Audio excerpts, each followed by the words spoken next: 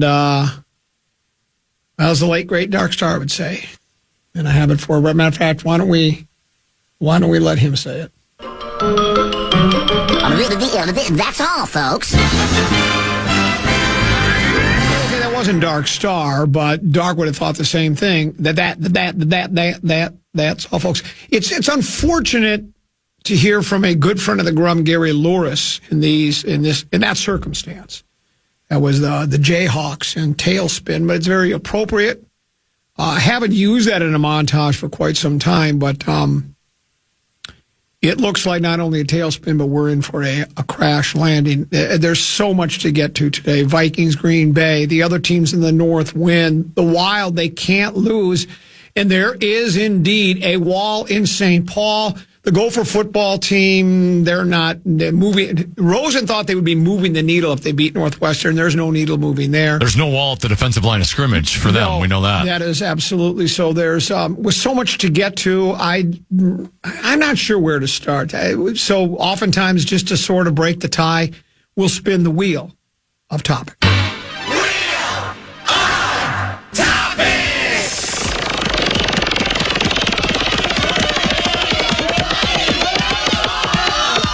Commons Golf Lo game. and behold. What did you shoot today? 5 over 75. Where'd we play? At Oak Marsh. Where'd you hit it on one? Left rough. Huh? Left rough. I'm in shock. I know, me too. So was everybody. Second shot? Decided to risk a hybrid. More on that later. And I hit a decent hybrid. Right or left? Well, I didn't hit a decent hybrid. I pushed it way right. The 5-iron might as well be a pitch. Well, the 5-iron is... How far from the green was it? The 5-iron is becoming my key club. Well, after the hybrid that I sliced right, I still had a long way in. I had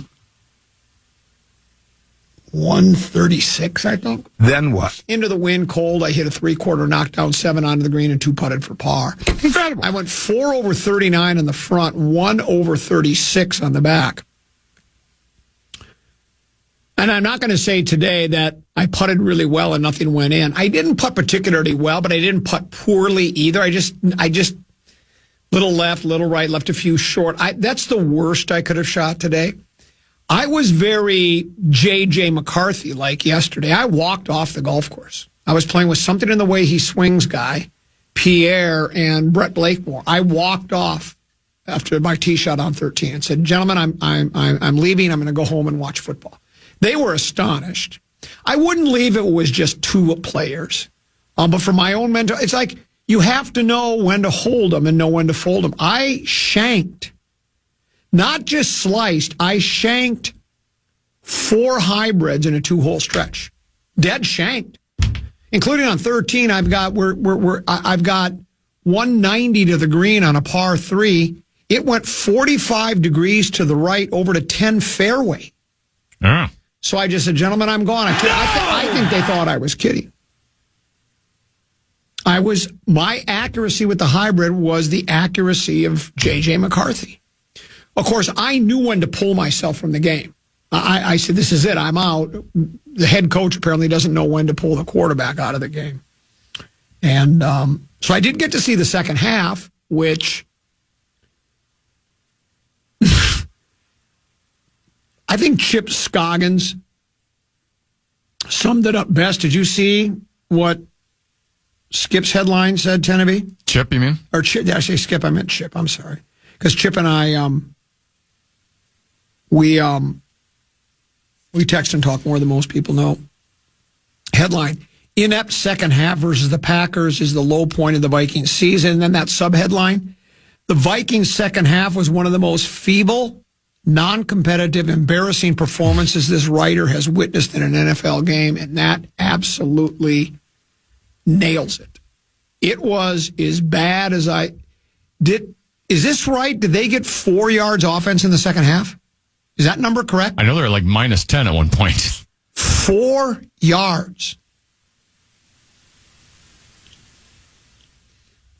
I don't know if I'm going to get any text messages from listeners saying, "Give the kid some time."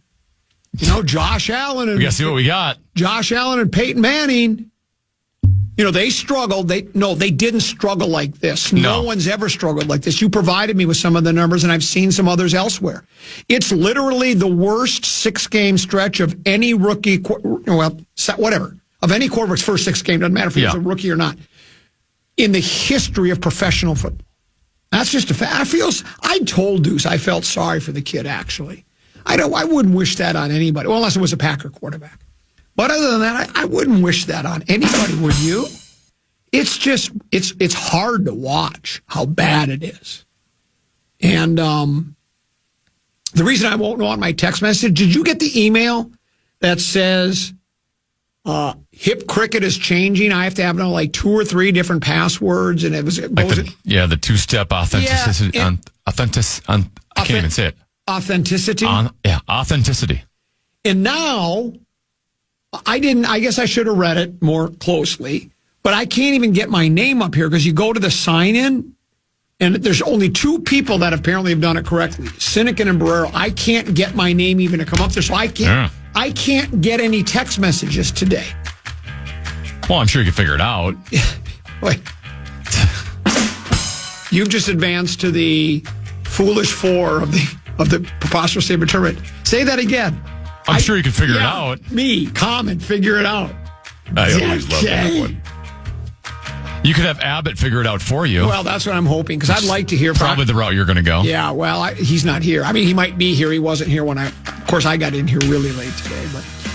But we'll talk about the game, and we will talk about other topics as well. But let's take our break. We'll come back, and when we do, it'll be Peek at the Purple, brought to you by Ford Electric. We'll take a deeper dive. Is the head coach today? You sent me a text. Is he today at 12? It should be 12:30. 12:30, yeah. So we'll take a break, come back. We'll take a quick segment because the coach should start about 12:30. That and much more here on a Purple Monday on the Common Man program on the Fan.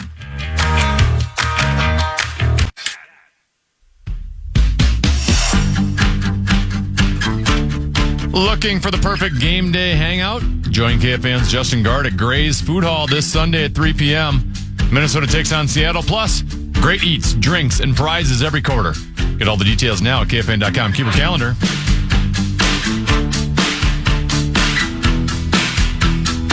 Couple 13-14 pastime, Common Keys, Tennessee, Peek at the Purple, brought to us by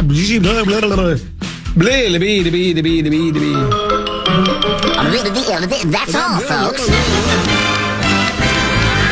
Brought to you by our pals at Affordable Electric. Affordable-Electric's the place to go if you are, with the holidays coming, if you were planning to light up the holidays with some strings of lights.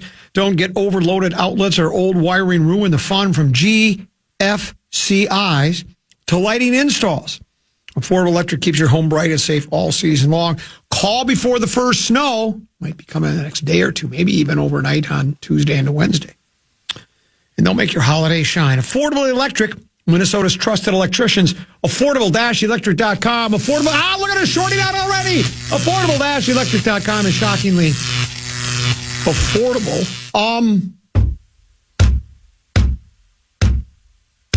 Wow. Do you know what I mean by feels? I actually feel bad for him. Or should I not? No, I understand. I don't even know. It's hard to know even where to begin, other than, as my good friend Skip Scoggins pointed out in his piece,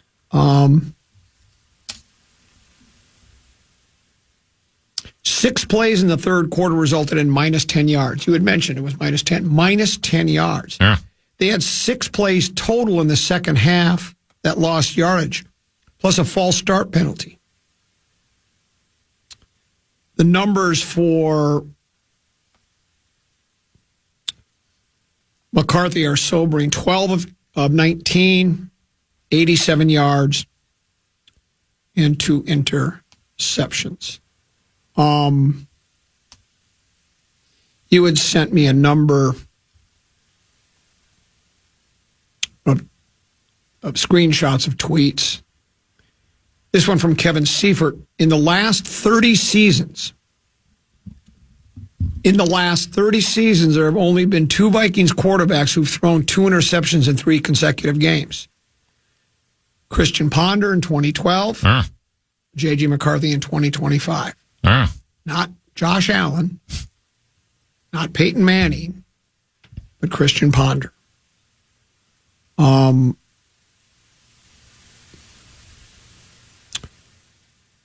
Since this is from Purple Persuasion, since 2010, only 3 first-round quarterbacks have had a passer rating under 65 in their first 6 starts.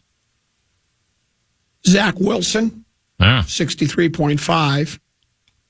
Blaine, you'll find your home at Gabbert's, 60.3. McCarthy at 57.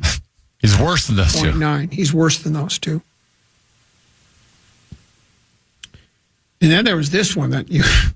Hold on, let me see. There's so many here. Here's one. J.J. McCarthy now ranks 851 out of 852 in EPA per dropback among qualified passers since 2000 per True Media. The only player below McCarthy is Jamarcus Russell. What is EPA? I thought that was the Environmental Protection Agency. I know I've used that line recently. I still don't know what EPA means. Expected points added. And then you sent me this, and this is astonishing. You would have a 39.6 QB rating if you went 0 for 20 with 20 spiked footballs. McCarthy had a 34.2 rating again today. You've got to be kidding me. And I get the dilemma where you say, well, you invested a first-round draft pick, 10th overall, in a young kid who had a lot of success in high school and college. And you feel like, well, and 6 games isn't a lot. It's not. But it just seems to be getting worse instead of better. It's getting worse. And maybe it's because there's pressure.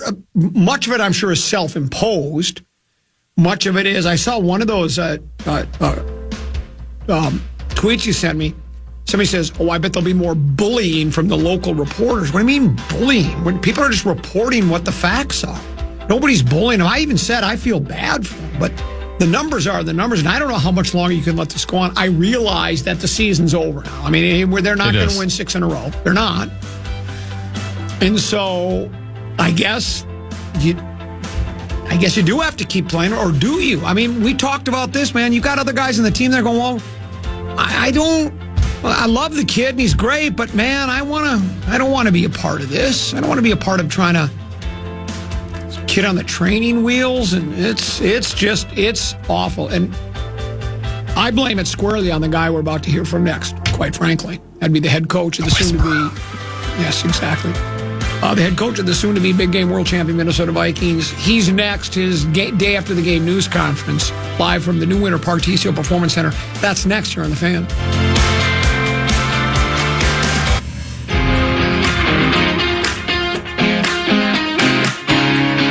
KFAN and the Vikings are teaming up for Toys for Tots. Join us live at Shields in Eden Prairie on Tuesday, December 2nd from 5:30 a.m. to 6:30 p.m. for our annual broadcast presented by Unreal. Bring a toy, spread some joy, and if you're one of the first 50 donors each show, you'll score a sweet KFAN Unreal Winter Beanie. Details at KFAN.com/toys. What's the name of the place again?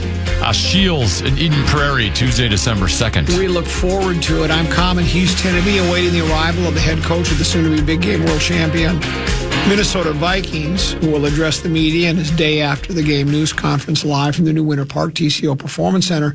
I had mentioned I don't know how to get into the Bradshaw and Bryant KFAN text line until Chad Abbott returns. He's out somewhere in the northern suburbs. So someone then responded via an email and said, sent this via the text, but heard that is inoperable currently. He says, Common, I think you hit on the thing that might not make each coming up a game a no-brainer decision to start JJ the rest of the season. some of the signals are there that he might be close to being broken. Last week it was the hands to the helmet and racing off the field. This week overall looks like the confidence is now completely gone. And at what point do you show some mercy and pull him? He may need a mental reset here. Love the Grum, Eric from Lakeville, a regular. And there is some truth to that, tend to be, because as bad as it gets for him, every time he goes, I mean, do you get to the point? It's like when I pulled myself off the golf course yesterday. I could not hit my hybrid to save my butt. I would stand there over it, and I knew what was going to happen. You've played enough golf. You've even had an experience that's not unlike that of a PGA Tour pro. Where for some reason, something's going wrong, and you can't stop it. Like he can't stop overthrowing wide receivers and hanging onto the ball and taking sacks and just making poor decisions. And if you just keep saying, well, we got to keep putting you out there, it can just, after a while, it's like, I'm not saying he's thinking to himself, I don't want to be out there, but it's almost like you're almost terrified to. I don't know, maybe he's not. Maybe he's got so much confidence it doesn't bother him. But I just have to stop playing because I know what was going to happen. I was going to hit another shank with a hybrid. You give yourself a mental reset. I'm out. And then I went out there today, and I was simply brilliant today, if I don't mind saying so myself. And quite frankly, I don't mind saying so myself. And whether that is, if that would work here or if they should even consider it here, This would be now his second reset, though. I know technically the first one was an injury, but that was a mental reset. I'm still convinced more than ever now that was kind of a soft benching. I think we've seen why. Yeah, and if you remember, there was Carson did give them the best chance to win. We know that now. There was even one writer in this town who said that was just inane. That I think he was directing it directly at you, too, because you were really strong on that opinion about a soft mention. But I was with you on it, but I let you lead, I let you run interference. And I think you were right, though. I think there was something to it. So I don't know what the answer is. And now, I've heard people saying, put Brosmer in. To me, that ship has sailed, right? Like, you're putting Brosmer in because you think you still have a chance to win this season. Right. And when the game at L.A. against the Chargers, where they kept putting Wentz out there with a bum shoulder and refused, to me that signaled they don't think Brosmer's a chance to give them to win this year. Otherwise, he would have played at some point in that second half. That is correct. So now it's no longer about what's the best for this team this year. It's now turned into what's best for next year. And so I guess if you think Brosmer's got a chance to be a National Football League starter, then we want to take a look at him before we get in the regular season. But this is now, and maybe people have seen enough of Jim McCarthy go, I know he's completely done and shot forever. But now is where you play him to go, we got to make a decision on him this offseason. And if nothing changes here, then we're moving on. Exactly. Well, so now you play him to give yourself what decision you need to make for next year.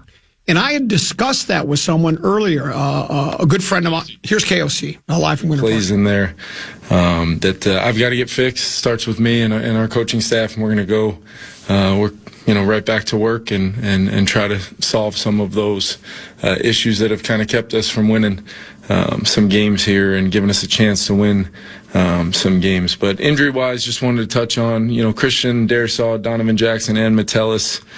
Updated you guys as much as I could yesterday, and really outside of coming in for treatment and early evaluations, don't have an update at this time, but like I said, I will as we get a little bit more clarity about what their availability looks like for the week. Try to get that to you guys as we push on this week.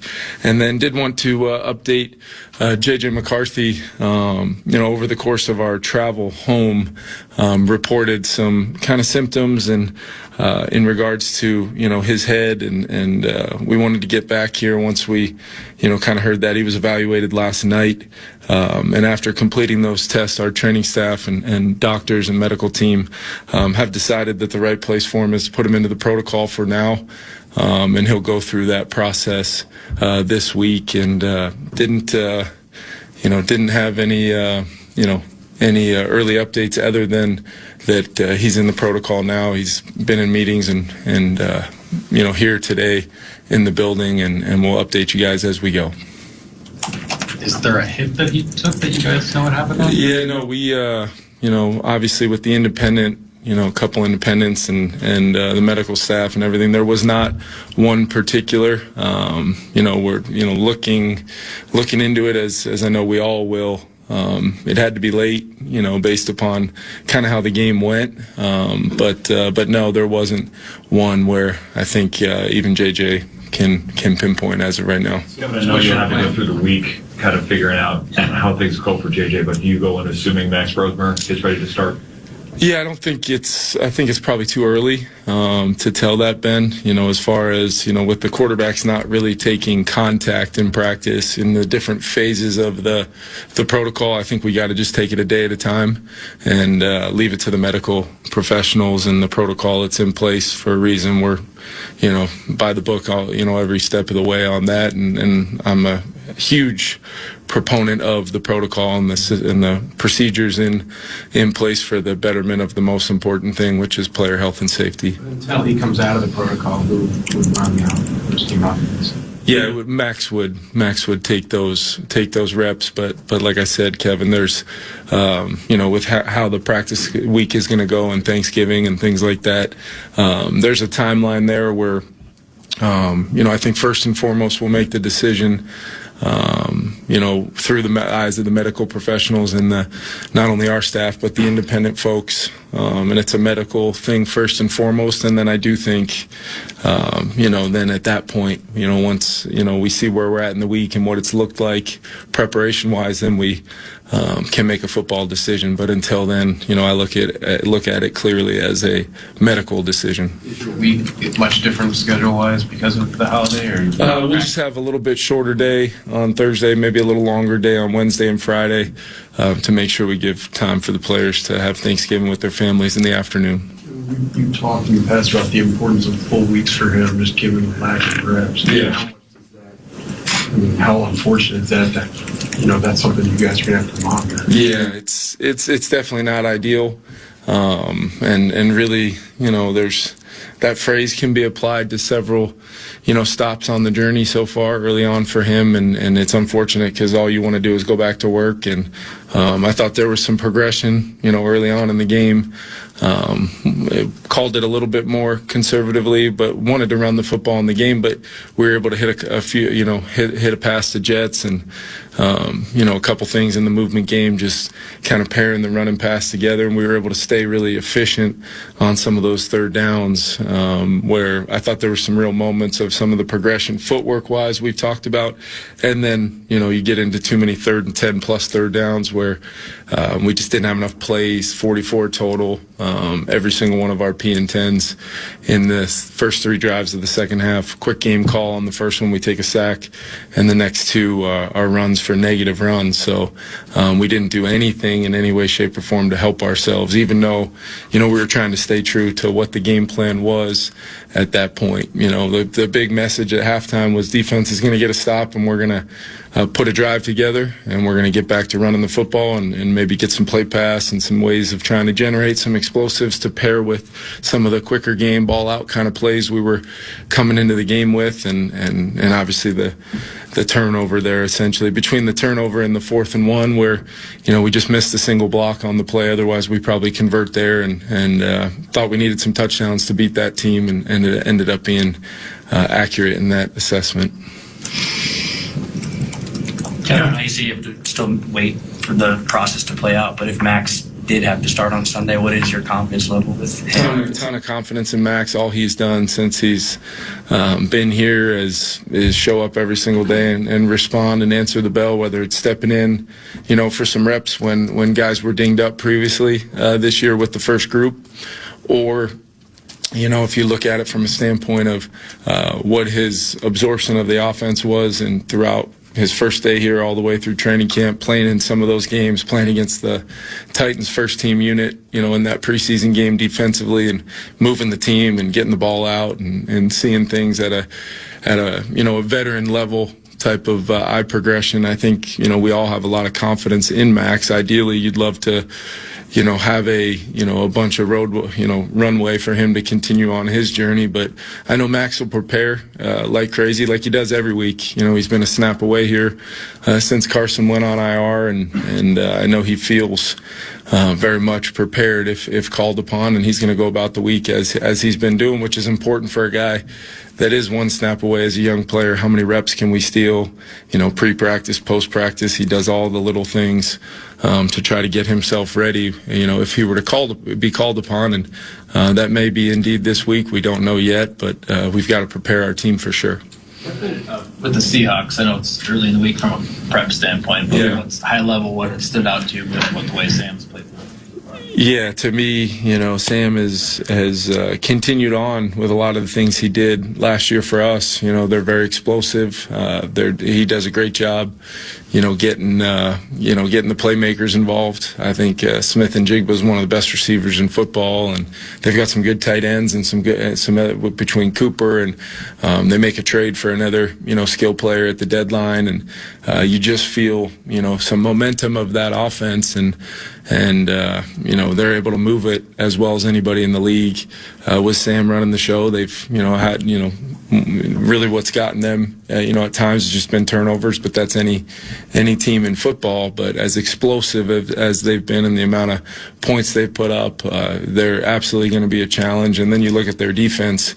I think Mike's doing a phenomenal job with that defense. All the acquisitions that they've made, young veterans, they're flying around, and it is going to be a challenge for us. We have to play good football. We have to play, physical. We have to do a lot of the little things just a little bit more consistent. And, we're going to get another week to prepare and try to, find different avenues to schematically to help our players as much as we can, and give our guys a good plan to go play aggressive and physical road environment. We were able to get a win there last year, but we know how difficult of a place that can be to go in and play. Kevin, as you look back through the sacks yesterday, how much did you see those being an issue with protection up front versus the quarterback holding the ball? I mean, where did those kind of shake out in terms of where the responsibility came? Yeah, I think there was a couple where, in some good-on-good matchups, we just got beat, where I don't think JJ had much of a chance. And then as you look for, later on in the game where we became a little bit more one-dimensional, down a score, down 2 scores, down 17. Just some zoning coverage looks where I think it's a combination of, are we using the help up front when we try to give those guys the help to maximize the chances of having a clean pocket to get a couple hitches off. And then for JJ, just the efficiency of understanding that, even in a game like that, it's still about completions. It's still about putting the ball in play. It's still about trying to find a way to continue to stack completions together, and then the ops will come. But I thought we had some chances, early on in the game. There was a 1st and 10 play where we end up kind of fumbling the exchange and getting tripped up a little bit, where, that play had a chance to really express itself. And then even in the second half, Justin's on a double move, on one of the very few chances he didn't, have a double team on him, in their shell coverage stuff. And we take a loss on the interior and end up taking a sack there. So it was just kind of like, it would just teeter-totter back and forth, and all in all, it wasn't good enough in any way, shape, or form. Kevin, with Sam, does he have some advantages, do you think, in being familiar with your defense, and vice versa? Might you have some insights on him, knowing him as well as you do and working with him so much? Yeah, I think there's going to be a little of that probably on both sides. He obviously has a good amount of reps logged against our defense over the course of training camp last year and the off-season program. And we know Sam really well, and what I would say about knowing him really well, we know how talented he is. We know he can make every throw, and if we're not airtight in our coverages, they'll be explosive. And when they've been able to make those explosive plays, that offense, pair that with the ability to almost marry the explosive pass with the run game in a lot of ways, a little bit reverse, but I think Clint does a really good job putting together a scheme that tests your edges and challenges you and how you're defending the run, and then they marry that to attack players' roles in the defense with their run fits, and then they can play action and do some different things with the screen game to put guys in conflict where it becomes kind of pitch and catch to some really good players and a trigger man that can make all the throws. So I think there'll be some back and forth with that, but at the same time, there's much, much more to it than just that. Your impression of and perception of the way the players in the locker room are handling quarterback who's gone through the struggles that JJ has? Yeah, I think guys are, behind him. I think they support him. I think they understand that, you probably ask a lot of our guys, which I'm sure you do, and you get a lot of, how can they be better and they be at their best for the greater good of not only JJ, but our whole offense, defense, or special teams. That's just the type of building we have here, the type of players we have, the type of leadership we get from our captains. But at the same time, our guys, have an expectation to win, as do I. We've, won a lot of games around here, but, these stretches, where we've fallen on some difficult circumstances in many cases, playing good teams, but also doing a lot of things ourselves that I look at as my job to fix, and we've got to do that, and we've got to play good football and give ourselves a chance to win these football games by not doing the things that lose games, whether that's protecting the football. No matter what we're going to try to do, we're going to try to protect the football, and then we're going to continue to press onward to see if we can generate some turnovers, which were obviously a huge part of our team a year ago. And then in the kicking game phase, we've been better in the return phase with, I think Miles deserves a ton of credit for that. We're playing a lot of young guys on the special teams phase of our team, and we've had really, really bright, shining moments, and then we've had some critical plays that I know we've talked about that are incredibly impactful in one-score games at the time. Tight games, when those things happen, just can't happen. With JJ, just emotionally, he's never really lost this much over the course of his playing life. Where is he in your mind, just from an emotional standpoint, handling what this has been? Yeah, he's a competitive guy and wants to win.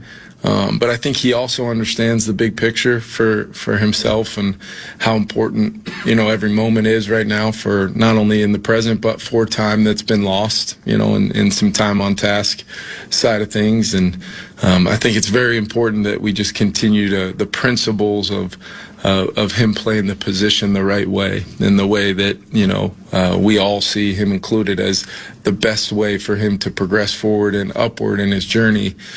We just got to see it as consistently as possible. And then when there's factors that are outside of his control, that's part of it as well. It's not always going to be seen like that, and we understand that. He understands that. But what am I doing, me being JJ, of making sure I did take the right footwork? I did, have my eyes in the right spots. I progressed, trust in the progressions to be able to timely get the ball out of my hands and just continue to press forward, pairing that with hopefully running the ball efficiently and hopefully popping a couple explosive runs in there to kind of make up for the fact that maybe we're not having the type of volume in our pass offense to generate the explosives that have kind of been a staple of our offense. But that's okay. That's how we play, and how we schematically try to attack people is what we think is best for not only JJ, but for our offense and our team at the time. And then it's how do the other two phases play into that? Because when you're going to play that style, it truly needs to be complementary football. I know a lot of people throw that out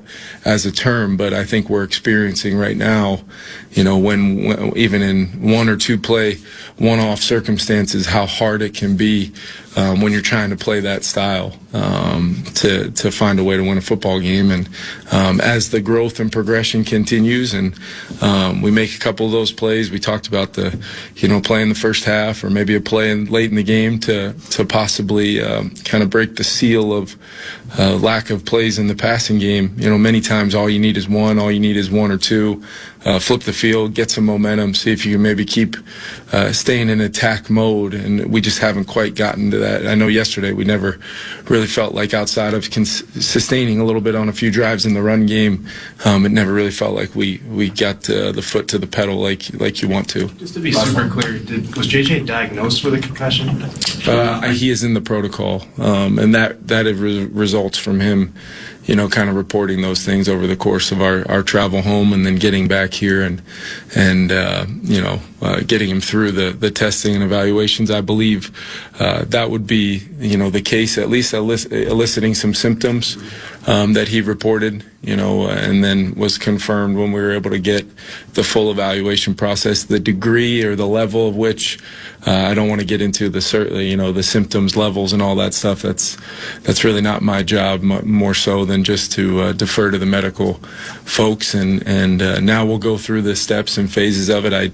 I'm not ready to make any sort of designation for the game or anything like that. It's we'll let the process play out. But at the same time, I do think it's important for everybody to know, like, there is total transparency. I'm going to totally defer to the medical staff and the professionals on that one, as well as JJ. Kevin, do you think you look at adding a quarterback this week for depth, just to for no other reason we get practice? Yeah, I think we've got John on the practice squad with some elevations available. We'll take a look at that. I know. Depending on where we're at some other spots, hopefully, getting a guy like JG back, as he works through the week, we'll see how he does. But we'll take a look at our practice squad, see where the depth is at other spots. There's really not, we're going to want to get John as many reps as possible running the look team, that maybe Max would have been taking a big chunk of those, if Max is indeed taking the reps with the first team offense. So definitely something that we'll discuss, and I know Kwesi and his group are probably working through some of that right now. Thanks, everyone. Thanks, guys. Taking it to the max. Wasn't there a jingle wasn't there a TJ Maxx? Remember, there's a store called TJ Maxx. I thought it was like a linebacker or something. No, there's a no, you're thinking of TJ Volt. Yeah, I always think of electric. It's got a brother that plays too.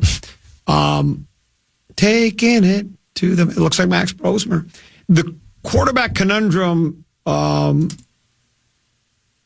The quarterback conundrum plot thickens, though. I don't know if it's thickens. I think it's a little wishy-washy. Don't you? I know what you want to say. On the plane Soft ride bench. back, I don't feel so good. Do you think the coaches are the ones telling them? I think your head's not doing very well. Yeah, wow. I don't know. I mean, I'm receiving a lot of emails. There's too many hoops to jump through to try to. I'm never going to be able to use the Bradshaw and Broad KFAN text line again. I'm just not going to be able to do it because now I have to log on to email. I can't do it in here. I can't do it on my phone. It makes it more complicated. They need a second authenticator. I don't know why. Why can't it? It was working fine before. It was working just beautiful. It didn't have an issue with it for how long have we had the Bradshaw and Brown KFAN text line? Year, 2 years? Sure. Never had a problem with it. Now somebody decided, well, I got to change it. So anyway, I don't know what I'm going to do. But some people have heard me talk about it's inoperable at this point. So I've received a number of emails, booth@kfan.com from people. I'll go back to that for a while. And people I think are a little suspicious as well. So there's the head coach of the soon-to-be big game world champion Minnesota Vikings. We'll take a break. We'll come back. We'll do some 5-3-4. We'll take a deep dive into the Vikings game yesterday and the most recent development. J.J. McCarthy in the protocol, the concussion protocol, whether he plays or not this week. This upcoming game against Seattle remains to be seen. Tennessee, what you got for us for a tease? You got one for us? Or? Yeah, we had a couple Minnesota meltdowns this weekend, and I'm not even talking about JJ's performance.